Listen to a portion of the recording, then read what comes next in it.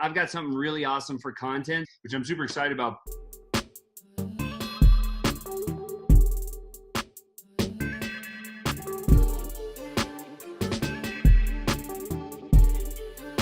If you guys play on Quora or Reddit, okay, Quora and Reddit are two other platforms that are just basically like blog chats. You can go there and you can ask questions, you can do whatever, you can do searches. So if you're looking for content that's relevant, you can actually go there and just browse, and you'll see the most asked questions today. And then you can actually take that question and turn it into a little video, post it on your page, ask the exact same question, answer that, and boom, you have some wicked good content that's super relevant today that you can use in your business, right? And that's really, really valuable. Actually, I learned it from a guy named Josue who has 6 million followers on Instagram. He's talking to me.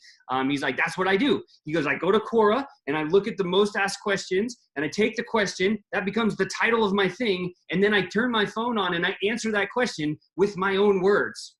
And then I post it on my fan page. And he goes, you should see the engagement it gets. It's insane. And I was like, oh, it's like cheating. He goes, yes, exactly. So there you go, guys. So there's a little tip for you.